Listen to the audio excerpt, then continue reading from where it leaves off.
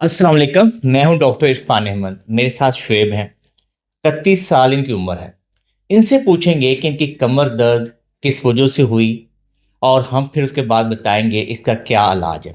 ज़्यादातर जो कमर दर्दें होती हैं उसके अंदर हम ये देखते हैं कि जब बंदा सामने को झुकता है या वो बैठता है तो उसकी दर्द बढ़ जाती है। लेकिन शुएब का केस बड़ा डिफरेंट है। इसकी दर्द आप देखेंगे कि हैरानकुन तौर पे डिफरेंट पैटर्न के अंदर बढ़ती है। अब इस वीडियो को अगर आप कंप्लीट देखेंगे जो कि मुख्तलिफ पार्ट्स के अंदर आएगी, ये शॉर्ट फॉर्म में हम वीडियोस बनाते हैं ताकि उसके अंदर हम बताते हैं कि पेशेंट का प्रॉब्लम क्या है, इसकी वजूहात क्या होती हैं, इसको कैसे असेस करते हैं, इसका डायग्नोसिस क्या होता है और उसको कैसे ट्रीट करते हैं। तो जी शुएब बताइए कि आपकी दर्द कैसे शुरू हुई। अच्छा, ये तकरीबन कोई 2 साल के करीब पुरानी बात है। मैंने थोड़ा सा वज़न हैवी किस्म का अपलिफ्ट किया था। ठीक है जी। तो उसके बाद नमाज के लिए मैं जब बैठा था, मुझे एक सुइयाँ सी चुभी हैं ठीक सडन है सी। जी। तो उसके साथ ये पेन मेरा स्टार्ट हो गया। पेन ऐसे था कि लेटे हुए या बैठे हुए पेन नहीं होता था। ठीक है। पेन जैसे ही मैं खड़ा हूँ तो हम्म। मेरी ये हिप जॉइंट के ऊपर राइट जो लेग है, हम्म। ये यहाँ से ये जैसे जॉइंट के ऊपर जैसे कोई चीज़ जो है ना, जख्म सा हो गया, इस तरह से ठीक पेन है। होता है। बैठने से नहीं होता, लेटने से नहीं होता, लेकिन खड़े होके अच्छा ये चलता हूँ तो थोड़ा कम हो जाता है। ठीक है जी। लेकिन ये जैसे खड़े होके वज़न डालता हूँ तो ये मेरे ठीक है। जॉइंट के ऊपर ये वज़न आता ठीक। अब ये देखिए कि बेसिकली इसके खड़े होने में और इसके बाद चलने में बेहतर हो जाता है, लेकिन साथ ही ज़्यादा देर चल नहीं सकता। ज़्यादा देर चलता है फिर भी इसको दर्द हो जाती है और उसके बाद इसको बैठना पड़ता है। अब वीडियो के नेक्स्ट पार्ट तरफ चलते हैं। यहाँ पे हम आपको बताएंगे कि इसको किस तरह से असेस करना चाहिए। वीडियो इस पार्ट के अंदर हम असेसमेंट करेंगे कि जो शुएब की दर्द है कौन सा ऐसा स्ट्रक्चर है जिस वजह से आ रही है। ज़ाहरन जैसे आपको पता है कि जो शाइटिका होती है वो टांग में दर्द जाती है और वो खासकर सिटिंग के बाद फॉरवर्ड झुकने से दर्द बढ़ जाती है। अब हम वीडियो के इस पार्ट के अंदर सबसे पहले आपको ये बताते हैं कि शुएब का ये मानना है कि जब वो खड़ा होता है, खड़ा होने के बाद उसकी जो दर्द है उसको यहाँ पे शुरू हो जाती है और जैसे सुइयां चुभती हैं। तो शुएब सबसे पहले तुम्हें आगे झुक के दिखाओ ना, आगे झुको। क्या आगे झुकने में कोई दर्द आ रही है? ठीक है। कितना झुक सकते हो शुएब? ठीक है। इतना जा सकते हो? ठीक है। कोई दर्द नहीं आई इसमें? है। थोड़ा सा खिंचा हुआ है। थोड़ा सा खिंचाव हुआ है। ठीक है, थोड़ा और झुको भला प्लीज। और क्या क्या होता है इसमें? ठीक है, अब वापस आ जाओ। अब आप एक टांग पे तक खड़े हो जाए शुएब। ठीक है। कोई दर्द है इसमें? नहीं। ठीक है, वापस जाओ। दूसरी टांग पे खड़े होना शुएब। इसमें कोई दर्द है? ठीक है। अब आप खड़े। अब शुएब अपनी जो है बैकवर्ड एक्सटेंशन कर रहा। अब ये, हाँ अब क्या है? अब बहुत पेन है। ठीक है। यहाँ पे शदीद दर्द हो गई है। ठीक है। वापस चले जाए। ठीक है। तो अब ये देख रहे हैं कि जब उसने पीछे की तरफ मूवमेंट की है तो उससे उसकी एक्सटेंशन में पेन आई है। तो ये देखिए कि जो एक्सटेंशन में पेन आती है तो उसकी दो ही बड़ी वजूहात होती हैं। या तो यहाँ पे जो मसल हैं वो बहुत ज्यादा टाइट हो चुके हैं, वो स्पैज़म में हैं, या फिर ये मसला इसका है कि यहाँ पे जो इसके वर्टिब्रल जॉइंट्स हैं, क्योंकि वो जब हम ये पीछे को एक्सटेंड करते हैं तो जो हमारे फेसर जॉइंट्स होते हैं उन्हें ग्लाइड करना होता है पीछे, उनके अंदर स्टिफनेस है। अब वीडियो के नेक्स्ट पार्ट की तरफ चलते हैं। यहां पे हम आपके सामने इसका ट्रीटमेंट परफॉर्म करेंगे ताकि इसकी दर्द में हो सकता है कि आज के सेशन के अंदर ही बेहतरी आ जाए या 2-4 सेशन इसको करवाने पड़ेंगे और उसकी दर्द मुकम्मल तौर पर खत्म हो जाएगी। ये दिन में देखिए कि आइडियली ऐसे सिनारियो के अंदर, क्योंकि जब ये एक्सटेंड कर रहा था तो इसकी दर्द में शिद्दत आ गई थी, तो इसके लिए इसकी स्टिफनेस को कम करने के लिए जो नंबर 1 लाइन ऑफ ट्रीटमेंट है, हम इंकरेज करते हैं कि कोई हीटिंग पैड यहाँ पे लगा दिया जाए। नंबर 2, अगर आप फिजियोथेरेपिस्ट के पास जाते हैं तो वो यहाँ पे अल्ट्रासाउंड करके जो मसल के अंदर स्टिफनेस है वो कम करते हैं। मकसद क्या है कि हीट करना, हीटिंग से मसल रिलैक्स होते हैं। नंबर 2 फिर इसके अंदर आता है कि जो सबसे पहले हमारा टारगेट ये होता है कि ये जो मसल हैं उनको कैसे रिलैक्स किया जाए। इसके लिए बहुत जरूरी नहीं कोई ऑयल ही यूज करें, उसके बगैर भी हम इसको कर सकते हैं। और ये देखिए एक सिंपल हमारी अप्रोच होती है कि हम कोहनी के साथ थोड़ा डीप फ्रिक्शन यहाँ पे मसाज कर सकते हैं। थोड़ा डीप करके मसाज करने के बाद हम क्या करते हैं कि जब ये स्टिफनेस में थोड़ी सी कमी लाई जाए, ठीक है, थोड़ा सा पेशेंट इसमें हो सकता है थोड़ा सा सोरनेस इसमें होगी, लेकिन हम ये फर्स्ट लाइन ऑफ ट्रीटमेंट के तौर पे थोड़ा सा डीप फ्रिक्शन मसाज करना चाहते हैं। जब डीप फ्रिक्शन मसाज हो जाता है 5 से 10 मिनट का, उसके बाद नंबर 2 लोकली थोड़ा सा डीप मैनुपुलेशन। कई दफा मसाज का बहुत इंपॉर्टेंट रोल बन जाता है और मसाज जो होता है मसल की स्टिफनेस को कम करने के लिए बहुत इंपॉर्टेंट रोल प्ले करता है। तो आपने कोशिश करनी होती है कि ये जितने भी मसल उस सारी रीजन के अंदर हैं उनको लूजन अप करें, ठीक है। तो सबसे पहला पार्ट कि आपने सॉफ्ट टिश्यू करें ताकि मसल की स्टिफनेस को कम किया जा सके। तो आपने ग्लूट्स को और इवन के थोड़ा सा हैमस्ट्रिंग के पार्ट को भी मसाज किया जा सकता है। तो ये ध्यान रखिए कि ये वीडियो के अंदर हमारा फर्स्ट जो लाइन ऑफ ट्रीटमेंट है वो हीटिंग और सॉफ्ट टिश्यू पे बेस है। वीडियो के नेक्स्ट पार्ट जब चलते हैं, यहाँ पे हम ये बताएंगे कि किस तरह से इन स्ट्रक्चर को स्ट्रेच किया जा सकता है। नंबर 2, हम ये कोशिश करते हैं कि इसकी सराउंडिंग में जो स्ट्रक्चर हैं उनको स्ट्रेचिंग के साथ ठीक करें, थोड़ा मोबिलाइजेशन के साथ ठीक करें। जैसे नंबर 1 हमने ये करना है कि इसकी टांग को इस तरह से बेंड कर लेते हैं, बेंड करके सिंपल बाहर की तरफ इस तरह से इसकी हिप को रोटेट करने की कोशिश करते हैं। ये देखिए आराम से इसकी रोटेशन हिप के राउंड में लेके आएंगे ताकि, और ये 5 से 10 सेकंड का होल्ड करेंगे और फिर वापस आ जाएंगे। 10 से 12 रेपिटेशन हम इसमें कर सकते हैं ताकि ये हम इसका स्ट्रक्चर को थोड़ा सा स्ट्रेच करना चाहते हैं, मोबिलाइज करना चाहते हैं। सेकंड, आप सिंपली इसकी हिप को, क्योंकि इसकी एक्सटेंशन में मसला है, तो इसकी हिप की एक्सटेंशन की मोबिलाइजेशन वेरी जेंटली हम ये करेंगे, वेरी जेंटल 15 से 20 रेपिटेशन ये कर सकते हैं, ठीक है। 15 से 20 रेपिटेशन जब ये करेंगे तो ऑटोमेटिकली इसकी इस रीजन के अंदर जो स्टिफनेस है उसमें कमी आ जाएगी।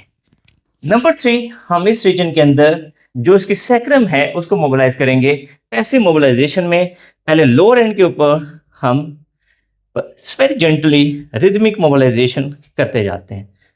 10 से 12 repetition very gentle rhythmic mobilisation, and then इसके सुपीरियर पार्ट के ऊपर आके जेंटल मोबिलाइजेशन, एंड देन हम इसे कहेंगे दोनों हाथ यहाँ रखो और अपने हाथों से आराम से उठने की कोशिश करोगे, जैसे वेरी जेंटली। पहले अपने सर उठाओ, फिर कंधे उठाओ और फिर नीचे जाओ। शाबाश। कोई दर्द बताना है आपने? है दर्द? पेन है टेल बोन पे? ठीक है। तो अब हमने ये वीडियो के नेक्स्ट पार्ट तक चलते हैं। यहाँ पे इसके जब सर उठाता है, कंधे उठाता है, उसके दर्द को खत्म करने की कोशिश करते हैं। वीडियो इस पार्ट के अंदर हमारा जो मेन ऑब्जेक्टिव है कि जो इस रीजन की दर्द है वो 2 से 3 फैक्टर्स हैं जिनको आइडेंटिफाई करके हमें मोबिलाइज करना बड़ा जरूरी होता है। नंबर 1, हमने इसके फेशियल जॉइंट को मोबिलाइज करना है ताकि जब ये एक्सटेंशन करे और उसके वर्टिब्रा प्रॉपर से ग्लाइड एंड स्लाइड करे।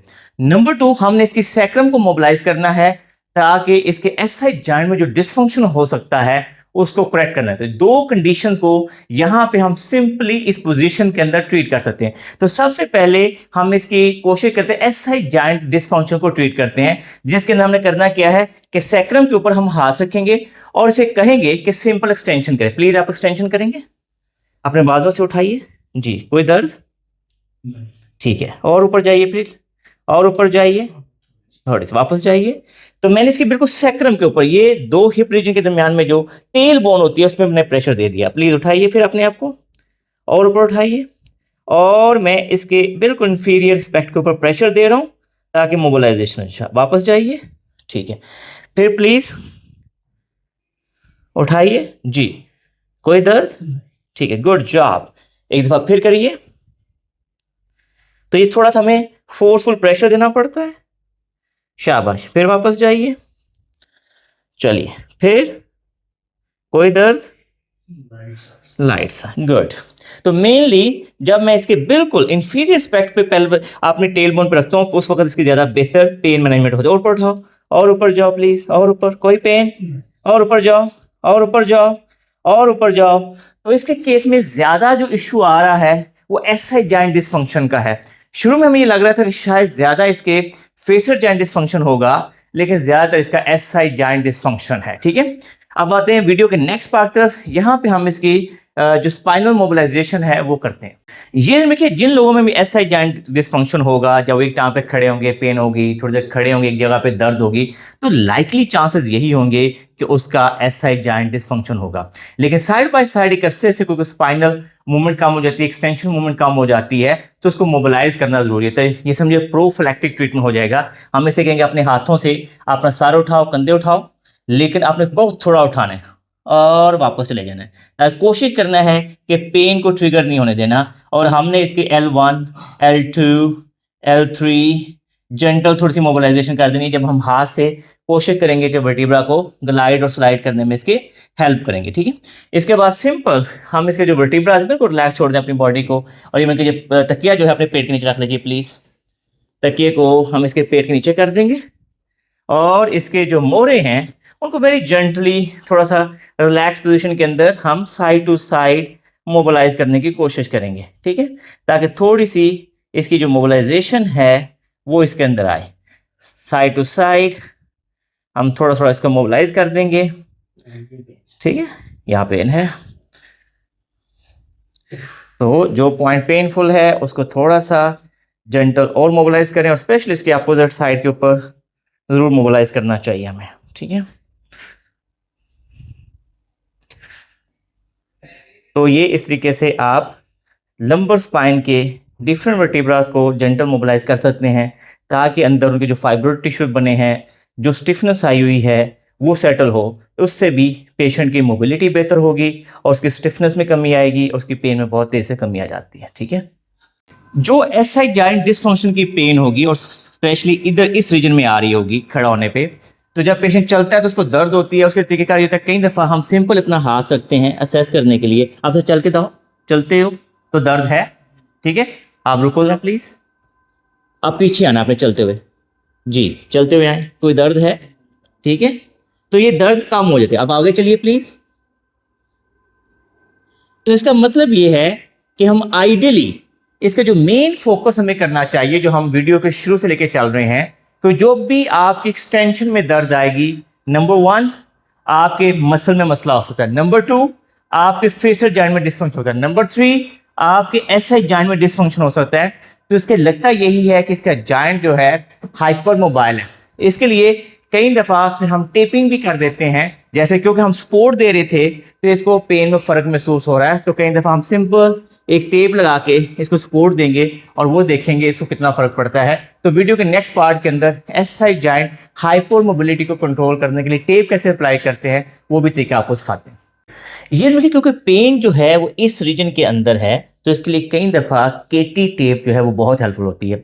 क्योंकि इस वीडियो के अंदर हमारा मकसद समझाना है, तो जब हम पेशेंट को ट्रीट करते हैं तो उसको इनकरेज करते हैं कि जो बाल हैं वो शेव अप होने चाहिए, ठीक है। तो सबसे पहले ये देखिए कि ये वाला रीजन है पेन का, तो सबसे पहले हमने जो टेप लगानी है ये देखिए यहाँ पे लगाया, और ये एक्सटेंशन को मेंटेन करने के लिए हमने पूरा एक तरह से स्ट्रेच कर देते हैं, और ये तकरीबन 75% जो पोजीशन है उसके साथ स्ट्रेच करके फिर एंकर कर देते हैं। ये वाला आपका फर्स्ट, ताकि ये आप एक्सटेंशन को मेंटेन रखेगा। क्योंकि एक्सटेंशन में पेन आ रही है तो उसको हमें मैनेज करना है।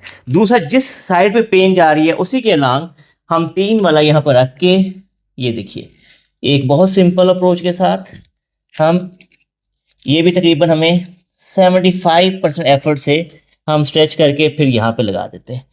दूसरा हमारे पास ऑप्शन ये होता है कि यहाँ पे हम एक डायगनली, ये देखिए यहाँ पे रखा और उसके बाद यहाँ पे कर देते हैं टेप का पीस लगा देते हैं, और लास्ट पे कम खड़े हो जाइएगा प्लीज़, खड़े हम। और कुछ केसेस के अंदर हमें लगे कि इसके बावजूद भी दर्द में कुछ कमी नहीं आ रही, तो फिर हम एक स्टेप जो टेप का पीस है यहाँ से लेते हैं, फ्रंट से इंटीरियर स्पीडियल स्पाइन से, और ताकि ये क्लोज रिस्पॉन्स आ जाए, ठीक है।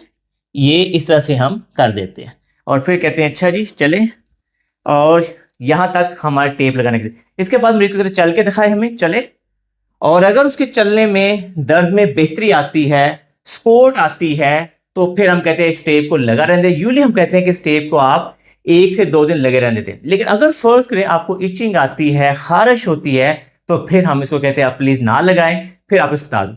कई दफ़ा इसी तरीके से एक बेल्ट होती है, एसआई जॉइंट सपोर्टिंग बेल्ट होती है, वो भी हम अप्लाई करके देखते हैं। ये रखिए कि अगर आपको हाथ रख के प्रेशर देने से दर्द में कमी महसूस हो तो फिर कोई भी सपोर्ट जो है उसका फायदा होता है। तो ये टेप जो है बहुत इफेक्टिव है। अब वीडियो के लास्ट पार्ट तक चलते हैं। यहाँ पे हम सुहेब से पूछेंगे कि उसके सारे ट्रीटमेंट के बाद उसका पॉइंट ऑफ व्यू क्या है। अब वीडियो का हमारा सेकंड लास्ट पार्ट है, जहां पे हम पेशेंट से पूछेंगे कि इतनी डिटेल में हमने इसको असेस किया है। शुरू में हमारा कन्फ्यूजन ये थी कि मोर लाइकली शायद फेसर जॉइंट का मसला था, लेकिन जब हमने इसको डिटेल में वैल्यूएशन किया, ट्रीटमेंट करते जा रहे थे, तो हमें एहसास हुआ कि नहीं यार, ये फेसर जॉइंट से कहीं ज़्यादा इसका ऐसा ही जॉइंट डिसफंक्शन है। तो सेब, जितनी तसल्ली से हमने आपको देखा है और वैल्यू, आपका क्या पॉइंट ऑफ व्यू है? अब आप ठीक हो जाएंगे, 2 साल से तुम दर्द को कैरी कर रहे डॉक्टर हो। साहब मैं जब अभी आया था तो मुझे बड़ी शदीद पेन हो रही थी और ठीक। मेरे से चलना भी डिफ़िकल्ट था। ठीक है। तो अभी आपने जो एक्सरसाइजेस करवाई हैं और जो ये सारा ट्रीटमेंट किया है, मैं बिल्कुल रिलैक्स, मुझे पेन नहीं हो रहा। ठीक है। अभी जो टेपिंग की है इससे इवन चलता हुए भी मुझे पेन नहीं हो रहा। ठीक है। तो मैं मतलब बिल्कुल कोई जैसे मैजिक है। खैर आपकी वीडियोस मैं तो देखता रहता हूँ यूट्यूब से, वहीं से मैंने फिर आपको ट्रैक किया तो हाँ। आप तक आया, तो जैसे अल्हम्दुलिल्लाह था और वैसे ही आपको लगा जो वीडियो में हम बता रहे बता रहे हैं हैं उसी तरीके से तसल्ली से जी, आपको जी। देखें। ये देखिए कि इसमें हमारा कोई कमाल नहीं है, ये फिजियोथेरेपी का मैजिक है जो इन्होंने लफ्ज़ बोला। अगर आप पेशेंट के साथ टाइम स्पेंड करें, तसल्ली से एवेल्यूएट करें, अपना जो नॉलेज है उसको अप्लाई करें और अपनी गलतियों से सीखें। जैसे फ़र्क के शुरू में हमारा ज़्यादातर जो माइंड सेट था यार ये फेसर जॉइंट है, लेकिन जब हमने इसको ट्रीट करना शुरू किया, ओ यार ये तो ऐसा ही जॉइंट डिसफंक्शन पे गया है, तो हमने कोई ऐसा शो नहीं किया जी कि हमें नहीं पता चला तो पता नहीं क्या हो गया। हम साइड बाय साइड लर्न कर रहे होते हैं और एट द एंड पेशेंट को मुतमिन होना चाहिए। हमारा जो ऑब्जेक्टिव होता है, जब पेशेंट हमारे पास आए तकलीफ के साथ आए, लेकिन जब जो जहाँ से जा रहा हो तो कहे जी मैं पहले से ठीक हूँ, पहले से बेहतर हूँ, यही हमारा मेन ऑब्जेक्टिव है। अब वीडियो के लास्ट पर तो चलते हैं, यहाँ पे मैं आपको अपना पॉइंट ऑफ व्यू देता हूँ। ये वीडियो का लास्ट पार्ट है। यहाँ पे सबसे पहले हम सेब के बहुत मशहूर हैं कि उन्होंने हमें अपने ऊपर वीडियो बनाने की इजाज़त दी। ये ध्यान रखिए कि हमारा जो वीडियोस होती हैं उनका मेन ऑब्जेक्टिव यही है कि इस तरह के इश्यूज़ के साथ कोई और पेशेंट है, वो पाकिस्तान में है या दुनिया के किसी भी कोने में है, तो वो अपने मसले को बेहतर समझ के घर पे ट्रीट कर सके या किसी अच्छे फिजियोथेरेपिस्ट या आर्थोपेडिक सर्जन के पास जा सके। ये ध्यान में रखिए कि कमर दर्द को, नेक पेन को या जिसमें कोई भी दर्द है, अगर 2 हफ्तों में, 4 हफ्तों में, 6 हफ्तों में ठीक नहीं हो रही, तो लाजमी तौर पे फिजियोथेरेपिस्ट से एवेल्यूएशन करवाएं ताकि आपको सही गाइडलाइन मिल सके। ज़्यादातर मसला यही आता है कि हम कई दफ़ा सही डायग्नोसिस, सही असेसमेंट ना होने की वजह से अपने मसले मसाइल को लिंगर ऑन कर सकते हैं। ये ध्यान रखिए कि ज़रूरी नहीं होता कि आप फिजियोथेरेपिस्ट के पास जाएँ और नंबर ऑफ़ सेशन ले रहे हैं 2 हफ्ते, 4 हफ्ते, 6 हफ्ते। कई दफ़ा एक अच्छी एवेल्यूएशन, एक अच्छे सेशन के अंदर आप फिजियोथेरेपिस्ट के पास जाके अपना ट्रीटमेंट समझ के आएंगे, वर्जिशें समझ के आएंगे, तो हम मुकम्मल तौर पे ठीक हो सकते हैं। मैं उम्मीद करता हूँ कि इस तरह की वीडियोस आपको पसंद आती रहेंगी। अगर आपको वीडियो पसंद आई है तो इसको लाइक और शेयर कीजिए, हमारे चैनल को सब्सक्राइब कीजिए और बेल आइकन को जरूर क्लिक कीजिए ताकि आपको हमारी नई वीडियोज़ के बारे में आगाही हो। अल्लाह हम सबका हामी नासिर हो। अल्लाह।